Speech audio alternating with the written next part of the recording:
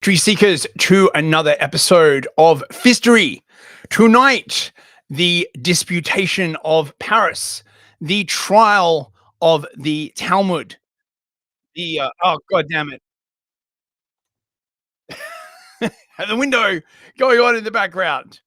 Wait, is it still working? Yes, it is. God damn it. Yes.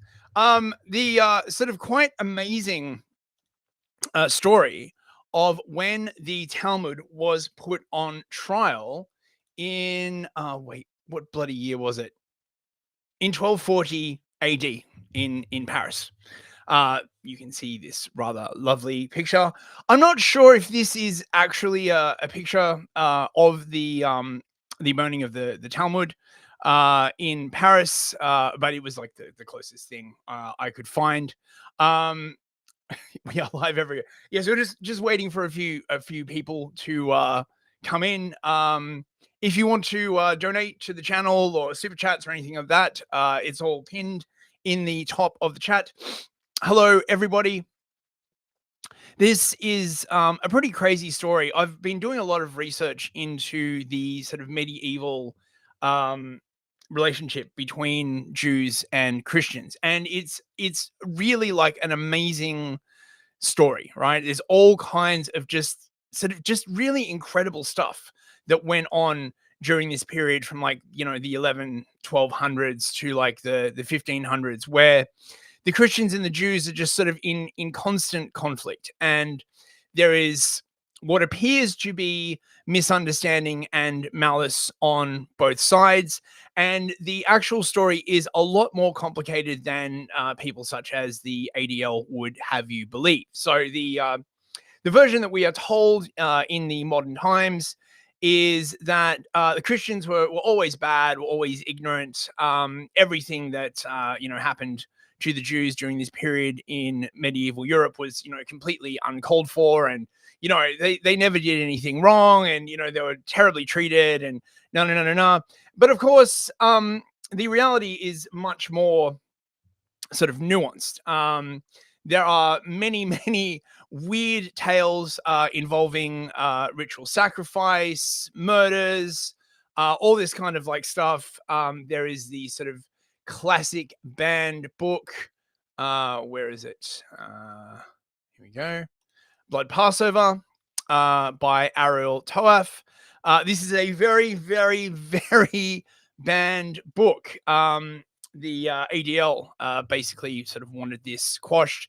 It was written by a Jewish studier of Oriental languages in Italy, and it was originally meant to just be published for a small academic audience, and it wasn't meant to ever sort of get out. And then somebody translated it, and it got picked up by sort of various people who were like, hang on a second, there's like quite a bit of sort of historical precedent for a lot of sort of like shady stuff going on. Even though Ariel Toaf basically says, look, it's not sort of fair to link the entire sort of Jewish community to like some of these unpleasant things that went along, and there's certainly a lot of like weird myths and rumors going around.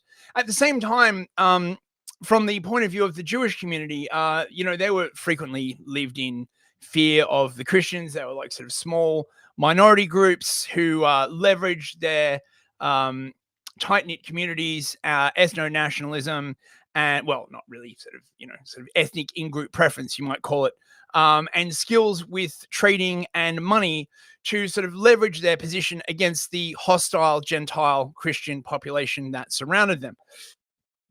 This frequently resulted in many clashes, particularly during the period that we are going to be talking about in the 1200s, after the Catholic Church under, I believe it was Augustine, decided that the thing to do was to convert all the Jews to Christianity.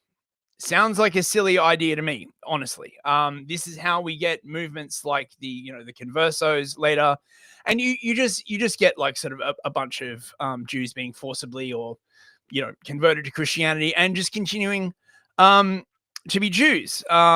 There's that great joke of the Jew who lives in in America somewhere around a bunch of Protestants, and Protestants are compelled to eat fish on Saturdays, I think it is, right? And so they're all eating fish on Saturdays, and they smell chicken cooking from downstairs. The Jew is enjoying a nice roast chicken, and they get very, very upset, and they go down and they're like, oh, you've got to convert to Protestantism, so they baptize him and they think everything's going to be okay. And then the next week they still smell cooking chicken. And when they confront him, he says, well, I just sprinkled some holy water on the chicken and turned it into a fish, in the same way that you baptizing me has changed me from a Jew into a Christian. Now, I kind of mangled that joke. It's a lot funnier.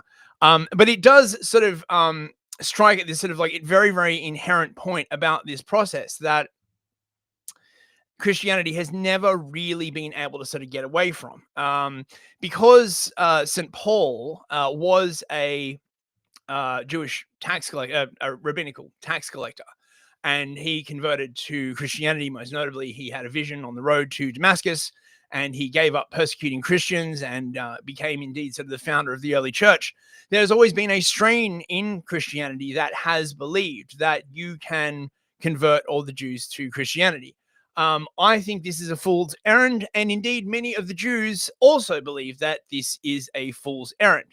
Martin Luther, of course, quite famously was taken in by this. The Jews around him were like, "Oh yes, we're gonna convert. We pinky swear."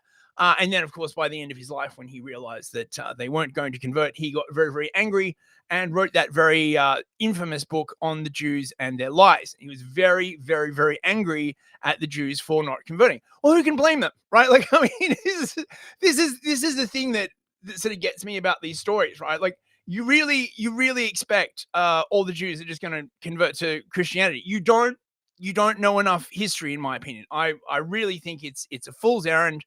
And that I don't know, the two groups need to sort of learn to live together in some kind of harmony.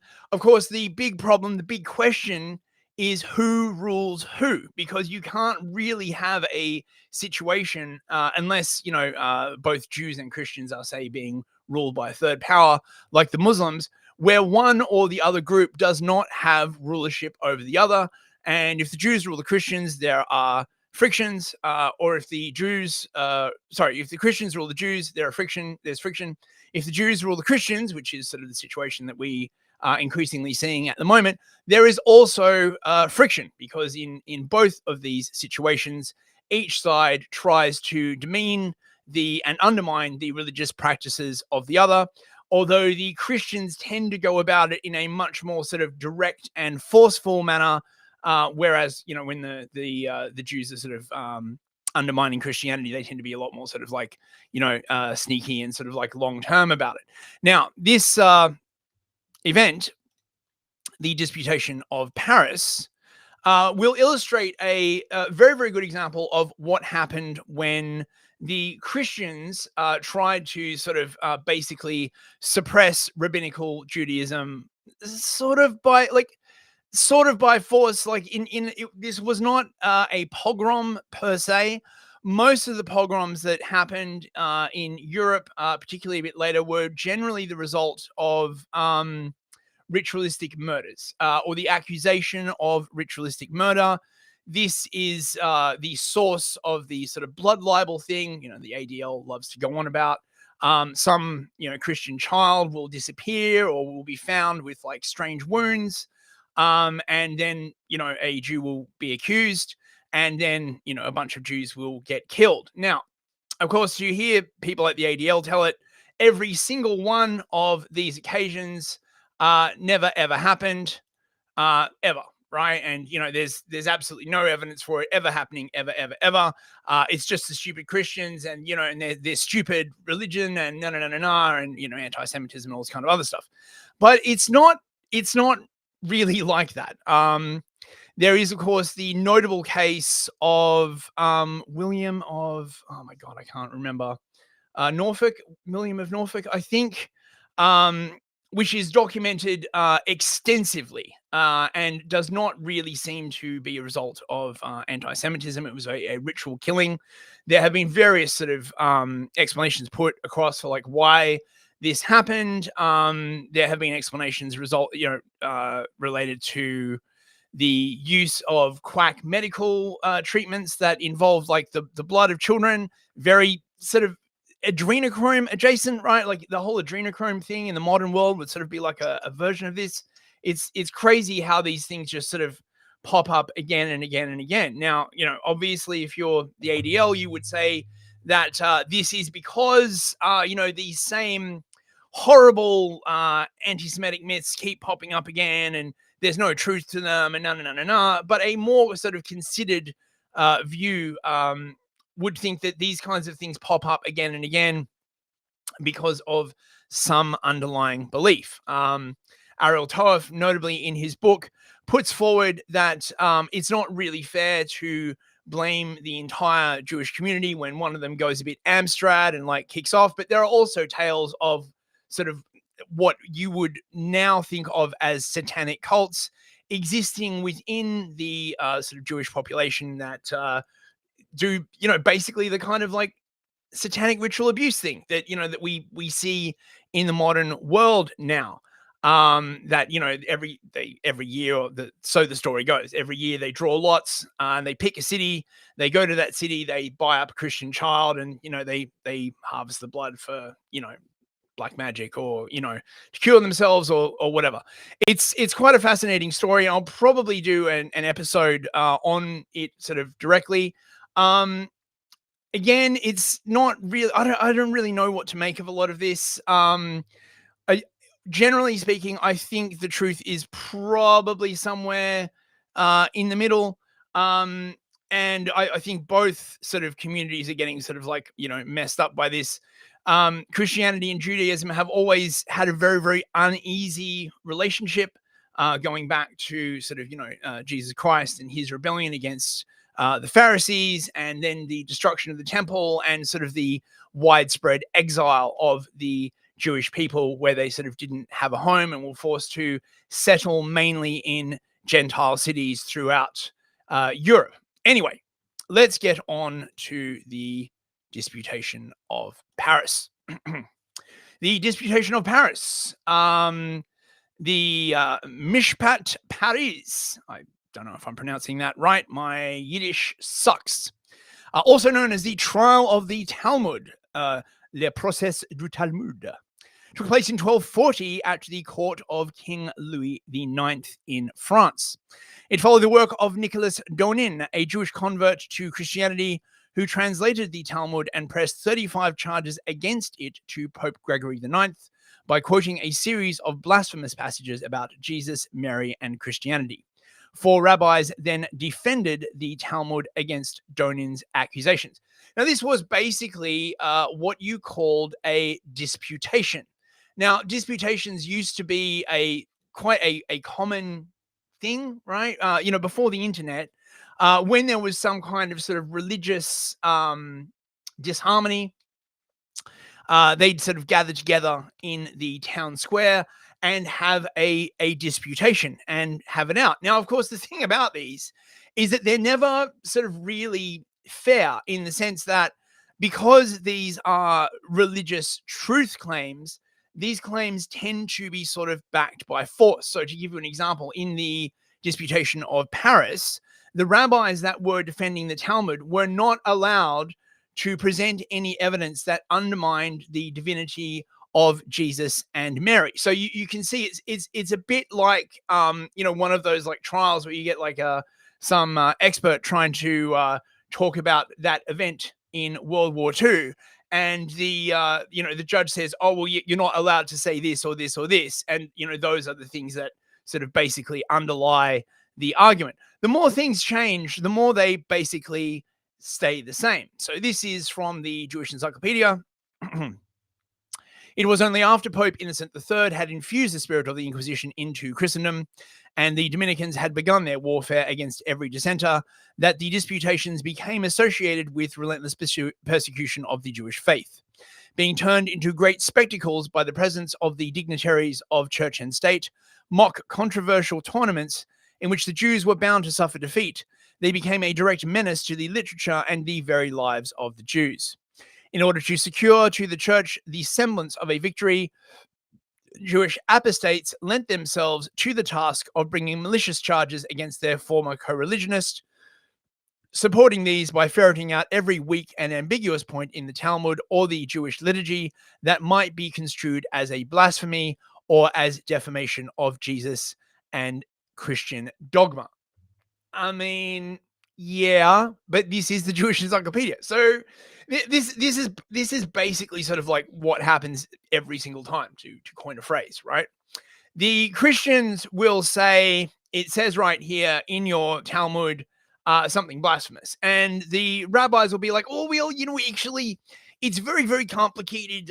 You don't understand. This word has like several different meanings, and it's hard to like tell, right? Like every single time, this is basically what happens. And the Christians are just like, yeah, but what does it mean, right? And the rabbis are like, yes, well, no one really knows what it means, and it's very, very complicated. And this, rabbi says this, and this rabbi says that. It's again, the more things change, the more they stay the same. So the first of these famous disputations took place at the royal court of Louis IX in Paris, June 25th to 27th, 1240, in the presence of the Queen, Mother Blanche, and the prelates of Paris, the rabbis Jehiel of Paris, Moses of Cauchy, Judah ben David of Melun, and Samuel ben Solomon of Chateau-Thierry, being arranged against Nicholas Donin, the Jewish apostate. He was a Kairite. You see, he was an apostate. He was one of the Jews that did not believe in the Talmud, the Torah Jews. We call them now Kairites. I think I'm pronouncing that right. Kairites still exist now, but the Israeli government does not like them. Basically, they believe that that Judaism should follow only the Torah, right? Or the Tanakh, I believe it's called, like the Old Testament as written down. And they reject the oral law that was later codified into the Talmud. So that's basically what the Talmud is. After the destruction of the Second Temple, tons and tons of documents were lost. And this oral law sort of like continued, to go on. And around 800 AD, this was all codified into the Talmud. And that's basically what it is. And that's one of the reasons why it's such a discursive document. Rabbi Mendelbaum says this, and, Rabbi, Morgenstein says this. And this is one of the reasons why, compared to something like Christianity, Judaism is very, very hard to pin down. It is not declarative in the way that Christianity is, right? In terms of Judaism technically has the 10 Commandments, but there's a lot of wiggle room, and there's a set of different commandments for the Gentiles, the Noahide laws, and it's just much more flexible, right? So you could say that Christianity is a declarative religion, whereas Judaism, and to an extent Islam as well, is a discoursive religion. And the problem, of course, with being a discoursive religion is if you have a silver enough tongue, you can basically make a justification for anything. There is apparently a phrase going around, what the Torah prohibits, the Talmud permits, right? Because the Talmud being so large, there's always like some excuse you can find to get around any law. And then you wind up with stuff like, you can go outside of your house and do stuff on the Sabbath, as long as you've got like a little wire around this section of the city, and all this kind of like other crazy stuff that is not in the Tanakh, in sort of the original Old Testament. The four rabbis were to defend the Talmud against the accusations of Donin, turning mainly upon two points: that the Talmud contains immoral sentiments and blasphemous expressions against the deity, and that it speaks in an offensive manner of Jesus. Well, it does. And why wouldn't it? Right? Quite frankly, this is the thing. It's perfectly understandable why the Jews would be salty about Jesus, right? They got BTFO'd by the Romans. The temple got destroyed. Christianity took over. They got scattered as a people. Of course, they would be salty, right? Um, Rabbi Jehiel, timid at first, was encouraged by the assurance of protection by the Queen, and succeeded in refuting Donin's charges by proving that Jesus, the son of Pantera, cannot be the Jesus of the New Testament, that the term goy in the Talmud does not refer to Christians. I mean, okay. And that the minim who were made an object of execration in the Jewish liturgy are not born Christians, but only born Jews who have become sectaries or heretics. Rabbi Jehiel's defense, however successful for the moment, did not save 24 cartloads of copies of the Talmud from being consigned to the flames 2 years later in Paris. And this is the thing, right? It didn't work. And there emerges that classic pattern where the Jewish community will sort of cleave to some major urban city. They will make contacts with the rulers, the dukes, the kings, the queens, the royalty, or whatever, make themselves useful in areas of administration, and particularly raising money through loans and stuff like that.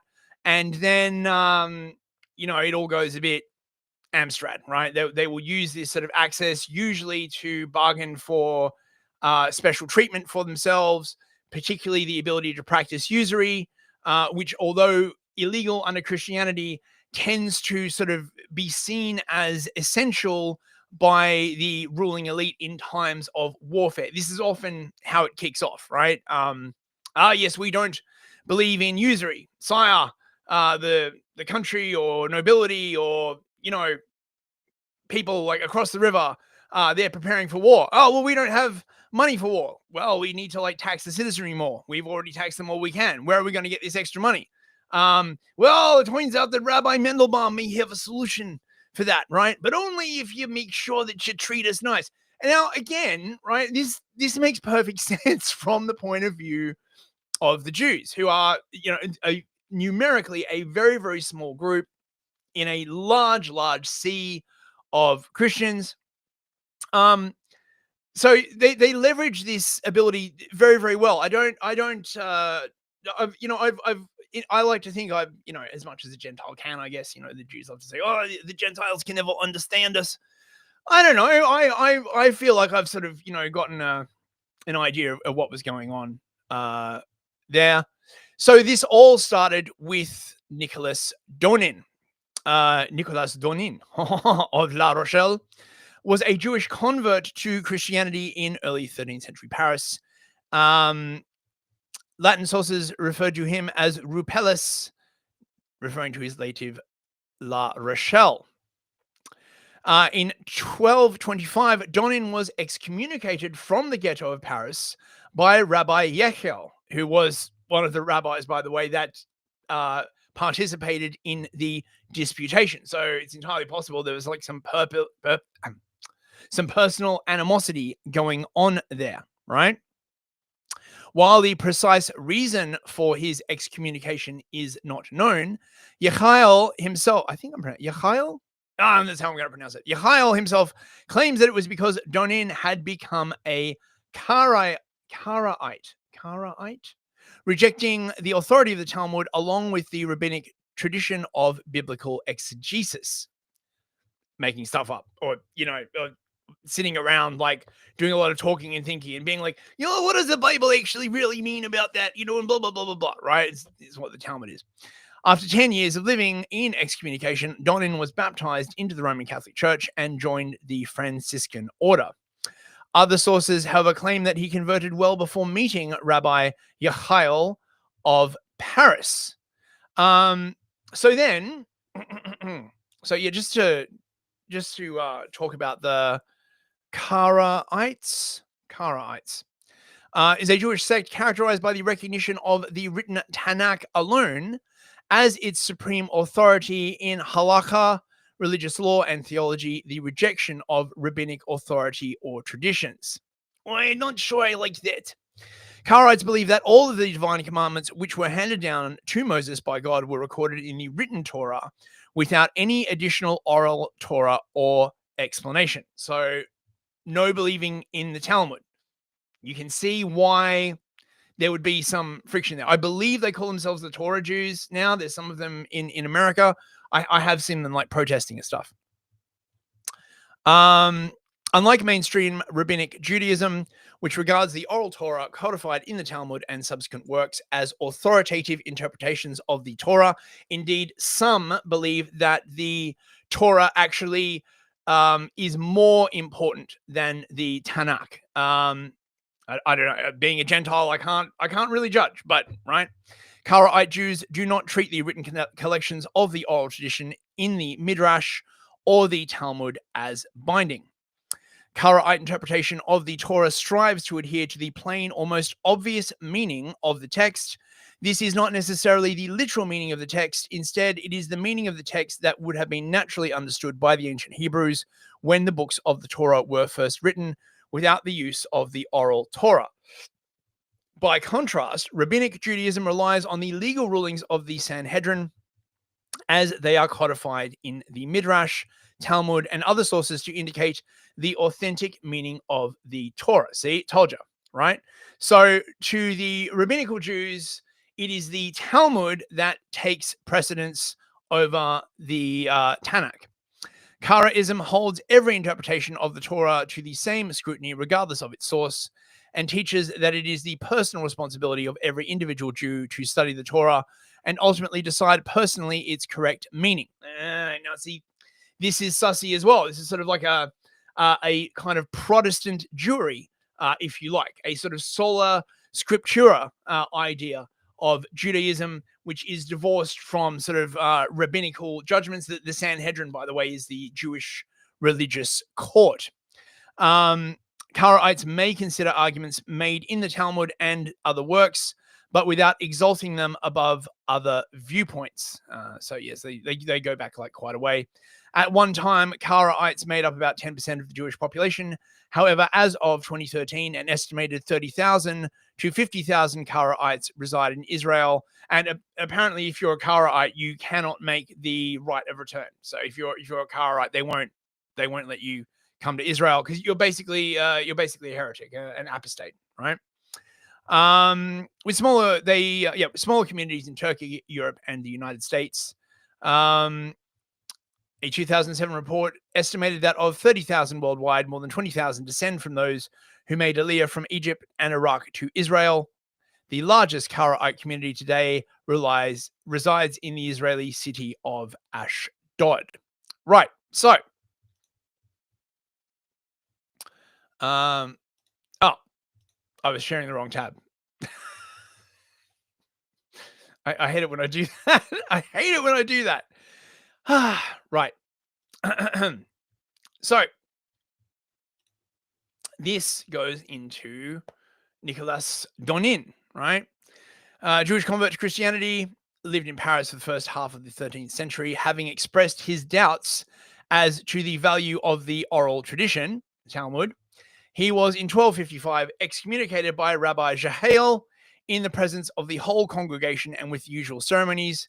Having for 10 years lived in the state of excommunication, though still clinging to Judaism, he became dissatisfied, embraced Christianity, joined the Franciscan order, and his first act of retaliation was to stir up the Crusaders to the bloody persecutions in Brittany, Poitou, and Anjou, in which 3,000 Jews were killed, 500 accepting the alternative of baptism. In 1238, Donin went to Rome, presented himself before Pope Gregory IX, and denounced the Talmud. 35 articles were drawn up in which Donin stated his charges. The Pope was easily convinced of the truth of the accusation and dispatched to the authorities of the church transcripts of the charges formulated by Donin, accompanied by an order to seize all copies of the Talmud and deposit them with the Dominicans and Franciscans. If an examination substantiated the charges of Donin, the books were to be burned. This order was generally disregarded, interesting, except in France, where the Jews were compelled under pain of death to surrender their Talmuds. Now, this again is goes back to what I was saying before. Despite the Pope making this order, the only king that obeyed was the notoriously pious Louis the Ninth. I presume all of the rest of the monarchs were like, yeah, like, we don't really want to upset the Jews.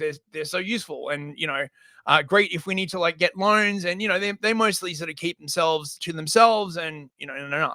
And indeed, most of the time they sort of did. I don't know. You get like these weird sort of like outbreaks occasionally, murder here and there, and things would like kick off and get a bit Amstrad.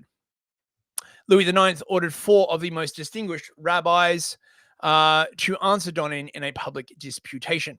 In vain did the rabbis disprove the charges of blasphemy and immorality, which were then the main points of Donin's arraignment. The commission condemned the Talmud to be burned. Now, I had a devil of a time finding the actual 35 charges. There's a lot of woo around this event, probably because a lot of the sources are, medieval, and they're in, different languages and stuff like that.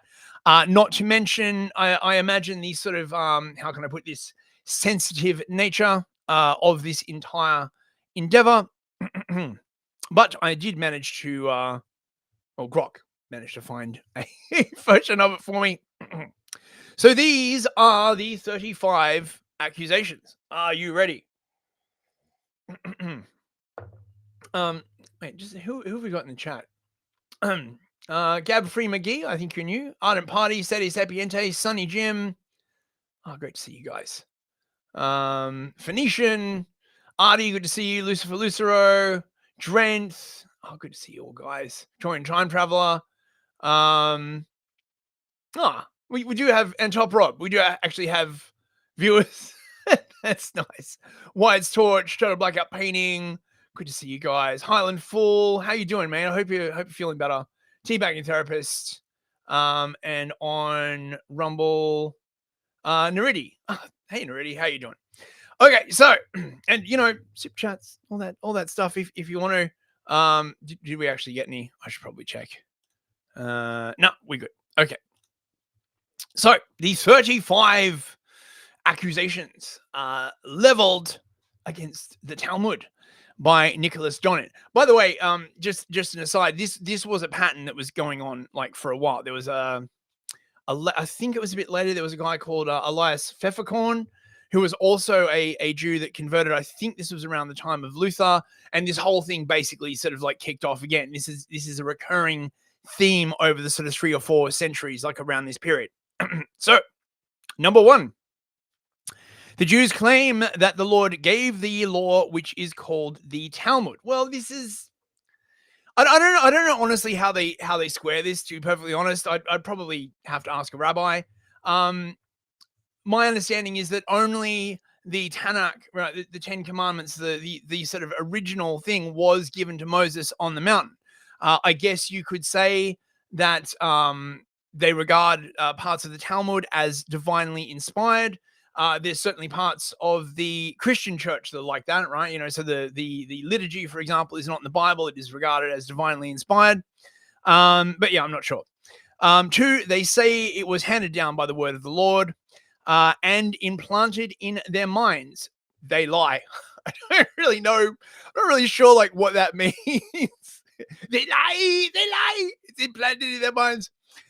They also say that it was preserved for a long time without being written until certain men came who they call sages and scribes, who rendered it in writing so that it would not slip from men's minds through forgetfulness, the book of which exceeds the text of the Bible in size. And does it ever, right? I don't know if you've ever seen a copy of the Talmud. It is fucking massive, right? Like, it's like, I don't know, 20, 30, 40 fucking thick volumes, and it covers like all kinds of stuff, like how to make a house and how to plant this and and like just a bunch of sort of civilizational operating stuff, you know what I mean? But it is generally the bits about Christianity that everyone gets. No one started a disputation the thing in the Talmud on, how you should plant a seed, or, how you should like measure out a fence. It's always the stuff about Christianity that, gets everyone to kick off. In it, among other silly things, it's silly, Your Honor. My main objection to the Talmud is that it is silly. And we are very, very serious people. We will not countenance any silliness in the Talmud. Oh, yes, this is a perfectly reasonable argument, Monsieur Donin. In it, among other silly things, it is contained that the said sages and scribes are worth more than the prophets. Now, you see this this is a very, very interesting kind of progressive view, right? That the new things are better than the old. This is very, very different to the way that Christianity progressed, particularly after the translation of the Masoretic text, where the Christians were like, what we really need to do is to go back to the earlier versions of the Bible. I know, let's ask the rabbis to tell us about Christianity. Don't do that, by the way. You do not. The last person you want to ask about Christianity is a rabbi. Just saying, right? That's like, I don't know, asking Jeffrey Epstein for childcare tips is all I'm saying, right? And they were able to overturn the words of the written law. Well, see, this is important. Okay, so it supersedes the Tanakh. And it ought to be believed of the same that if they said left was right, or vice versa, they would turn right into left. Now, this is a frequent criticism of the Talmud, as I was saying before. You can find an excuse for almost bloody anything in the Talmud, is my general sort of impression. It's not hard and fast. Well, it's hard to see, this rabbi says this and that rabbi says that, right? So it's, it's very interpretive. And he ought to die who does not observe what they say. Now, I'm not really ever understood this. Again, probably have to ask a rabbi. If Rabbi Mendelbaum says this opinion, right, and Rabbi Schneerstein says the other opinion, of which opinion do you hove to, right? Like, I mean, unless there's a definitive resolution to every single question, which is, as far as I'm aware, there isn't. I'm not sure. This sounds like an open invitation for abuse of the law, quite frankly, right? So basically, whoever's the most eminent rabbi of the time can be like, right, it says here we're doing, so this is what we're doing. If you cross me, we'll kill you. They prohibit young children from studying the Bible because it is not a virtue, as they say, to learn from these things, but preferring the teaching of the Talmud, they have promulgated certain injunctions of their own accord. Right, so they don't teach the Bible. I presume he's talking about the Old Testament. There's no way Jews are going to teach the New Testament. They don't believe in any of that, obviously, which is the which is the whole sort of cause of this unpleasantness, right? But I presume he's basically sort of making the Karaite thingy point, right? Among them are some who prescribed as law, kill the best Christians. This is the best among the Gentiles should be killed thing. It's been going around a lot recently. And let the Christian who rests or studies the law be placed under punishment of death. This is another common quote that you see, that Gentiles who study the Torah should be put to death. And any of the Christians can be deceived by any artifice or clever trick without sin. Now, this is another thing. It does seem like it is that. And again, I kind of understand where they're coming from. You got this sort of like small group. They're like trying to like sort of push back on, being surrounded by like Christians. But there is like a lot of really weird and sort of like cruel sort of shit in the Talmud. Stuff like, if you see like a Gentile in a pit, you can't kill him, but you can take away the ladder. And then if he sort of dies of his own accord, it wasn't really your fault. Like this kind of like stuff, which isn't, and anyone who does not wish to be bound by some oath, let him declare in public at the beginning of the year that the vows and oaths of him that he will make in that year are not valid. I've heard this. I cannot confirm either way, but there is supposedly a sort of yearly thing where, you I don't know whether it's adjacent to Kaparot, but you're basically like, I'm, I can like cheat, da da da da. God forgives me. Also, that 3 Jews, whoever they may be, can release anyone from every oath. Never heard this one before. They also claim that the Lord sinned. I presume they mean Jesus. This makes sense. And that he repented the oath that he had made in anger. Not sure what oath they're talking about here. And that he cursed himself because he had sworn an oath and asked to be released from it. And that every night he curses himself because he destroyed the temple and sent the Israelites into slavery. So this is Jesus. I don't know. Wait, is this meant to be Jesus, or is this meant to be God? I don't know. It's not clear. They also say that he lied to Abraham, that he ordered the prophet Samuel to lie, then that after he destroyed the temple, a specified place measuring 4 cubits was left for him where he studies the said teaching. This is very hard to understand across like however many centuries. He's basically saying that the Christian God is like trapped in like a small box, pondering the Talmud for eternity. Sounds like the kind of like stuff you'd make up as a revenge fantasy, I guess. And every day he engages in study, teaching children who die without being instructed in such knowledge. Okay. He also asks himself to have mercy on the Jews, and he answers that he was defeated by them in their disputation about the same teaching. And he cries 3 times every day. They are also not afraid to say about Christ that his mother conceived him in adultery by a certain man who is commonly called Pandira by them. You may have heard this. This is the theory that Mary was not in fact a virgin, but she was impregnated by a Roman legionnaire called Pantera or Pandira or whatever. And that this same Jesus suffers in hot excrement in hell because he mocked the words of the above mentioned sages. This is a very hotly contested accusation, right? And again, it always comes down to like, well, it does say that there's like a guy and he is like coist to like suffer in excrement forever, but it's not talking about Jesus. It's just talking about some other guy who has a very similar name. But you've also got to understand that the Jews writing this know that if any Christian ever read any of this, right, they before the chop. So they would be bound to sort of hedge their bets and not, sort of conceal their language a bit, right? That's all. They say that it is a sin to speak any unclean words except those that are known to verge on contempt of the church. And they use certain words with which they disparage the Roman pontiff and Christianity. 3 times a night in the prayer that they claim is the most worthy, they curse ministers of the church, kings, and all others, even Jews themselves, who are their enemies.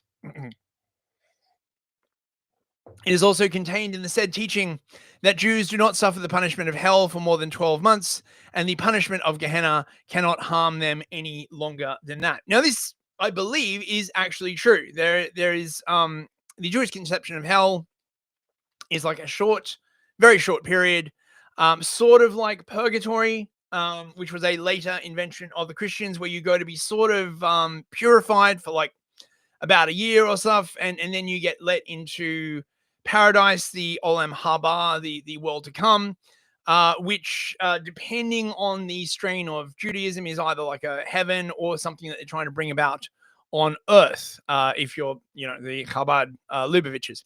And he who studied the aforesaid teaching in the present life is safe in the future. And they regard all who fast as sinners, saying that Adam laid with all of the beasts and the serpent lay with Eve, and that Ham abused Noah, his own father. So pretty, what's the word I'm looking for? Volcanic, stuff, basically, right? And like, oh my God, right? You can't say that. Now let me see.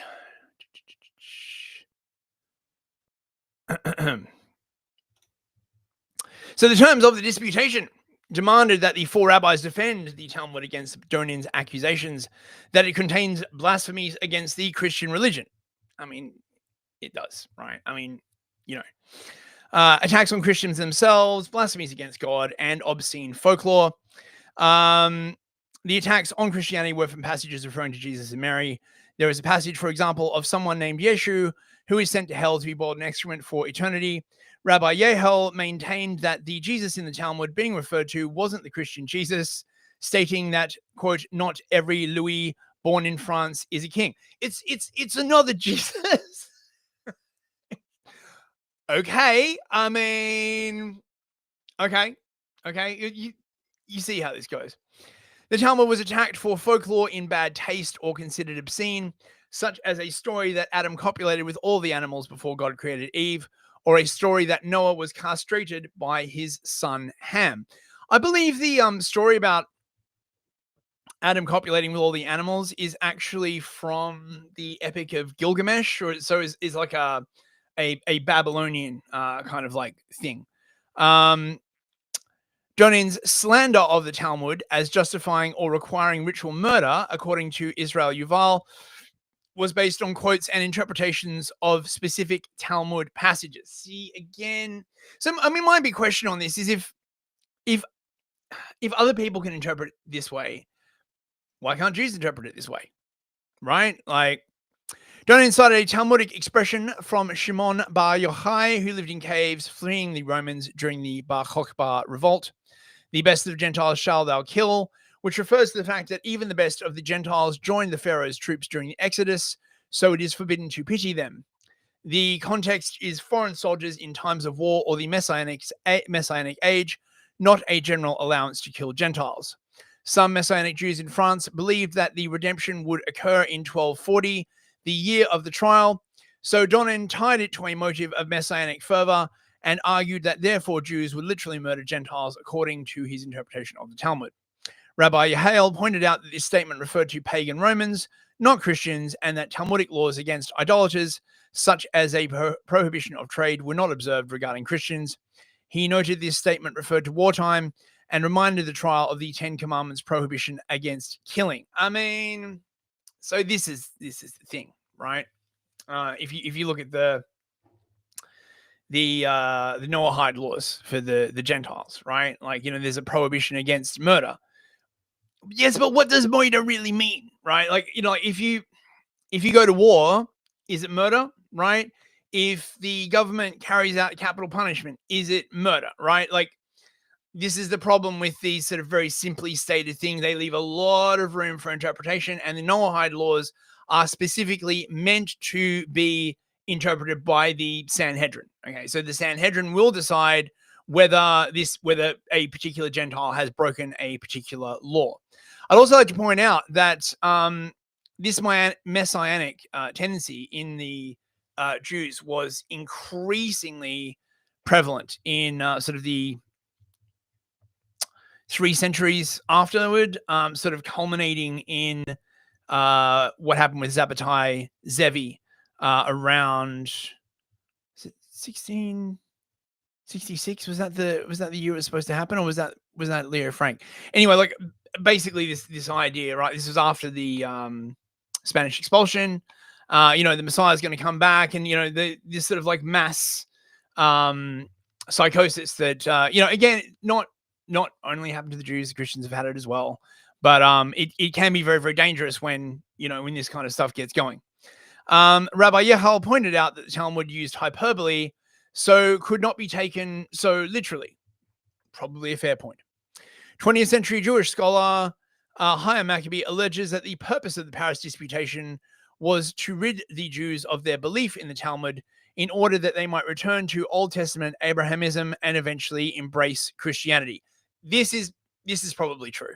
The Old Testament is sort of the one bit that the Jews and the Christians could technically agree on. What happened since then is, subject to much dispute. He says that the hostility of the church during this disputation had less to do with the church's attitude and more to do with Nicholas Donin. Donin's argumentation exploited controversies that were debated within Judaism at the time. He also suggests that the disputation may have been motivated by Donin's previous affiliations with the Karaite Jews, and that his motivations for joining the church involved his desire to attack rabbinic tradition. And we see this, we still see this today, right? You just don't like it, you just want revenge, I don't know, it seems a bit weak. The disputation set in place a train of events which culminated in a burning of a great number of Jewish holy texts on 17th of June, 1242. One estimate is that the 24 wagon loads included up to 10,000 volumes of Hebrew manuscripts, a startling number when one considers that the printing press did not yet exist, so all copies of a work had to be written out by hand. The burning of the text was apparently witnessed by the Maharam of Rothenburg, who wrote about the incident. Let's see if we can look that up. This is from Haaretz.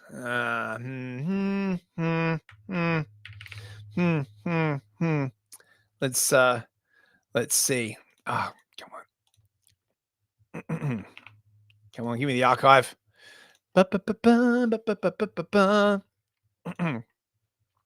This day in Jewish history, 1242. France burns all known copies of the Talmud.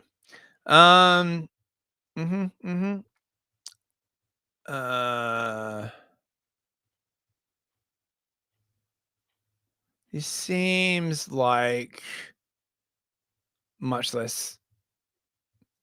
Yeah. Rabbi Meir of Rothenburg, the Maraham, is said to have witnessed the Paris burning, which took place at the Place de Grève. In a lamentation he wrote, he described how my tears formed a river that reached to the Sinai desert and to the graves of Moshe and Aaron. Is there another Torah to replace the Torah which you have taken from us? He's talking, of course, about the oral law there. Donin's translation of statements taken from the Talmud into French changed the Christian perception about Jews. Christians had viewed the Jews as followers of the Old Testament who honored the law of Moses and the prophets, but the alleged blasphemies included among the Talmudic texts indicated that Jewish understandings of the Old Testament differed from the Christian understanding. How could they not, right? And you see this actually sort of even in the modern world. A lot of Christians just think that the Jews are basically Christians with funny hats. Not when the Talmud is involved. Louis IX stated that only skilled clerics could conduct a disputation with the Jews, but that laymen should plunge a sword into those who speak ill of the Christ. Okay. So let's see.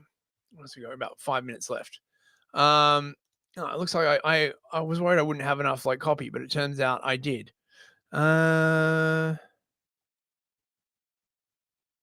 Okay, I've got a full timeline here. Let me see if there's any more.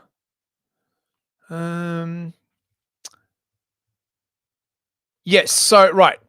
So after the disputation, an inquisitorial committee officially condemned the Talmud as heretical. Pope Innocent IV, the successor of Gregory IX, who died in 1241, initially calls for further review, but ultimately upholds the condemnation in 1244, ordering continued burnings and censorship of Jewish texts. In Paris, approximately 24 wagon loads of confiscated Jewish manuscripts, about 12,000 volumes, are publicly burned in the streets. This includes Talmuds and other rabbinic works. The burning symbolizes a major blow to French Jewish scholarship, leading to its decline and shifting Torah centers eastward towards Germany and beyond. 1244 to 1254, further papal and royal actions reinforced the condemnations. Pope Innocent IV issues bulls in 1244 and 1247, calling for Talmud burnings and censorship, allowing expurgated versions. King Louis IX orders additional confiscations in 1247 and 1248 and upholds the policy in a 1254 ordinance. These events mark a shift in Christian-Jewish relations, with increased church scrutiny of Jewish texts and forced disputations becoming more common. The way the Pope sort of basically came down eventually was that you could still have the Talmud, but it had to be censored, right? So we weren't going to burn it. You just sort of take out the egregious bits.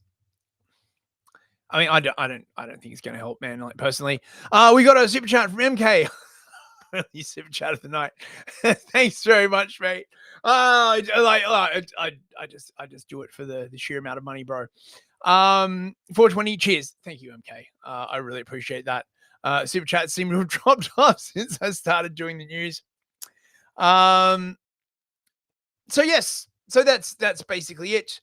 I might just touch briefly on this just to give you an idea of how crazy shit got between the Jews and the Christians. By 17th century Spain, there was a belief by some Spanish doctors that Jewish males would menstruate. Okay, I don't know how they got this. Apparently, it was because Jewish men had hemorrhoids often, presumably because they spent most of their time sitting down reading and or writing and stuff like that on hard wooden chairs. And this was because even at that time, the main sort of medical paradigm was the idea of the balancing of the humors. There were like 5 humors. There were like heat and cold and phlegm and black bile and yellow bile. I think I got that right. And so in order to balance when you got ill, it was because your humors were out of balance.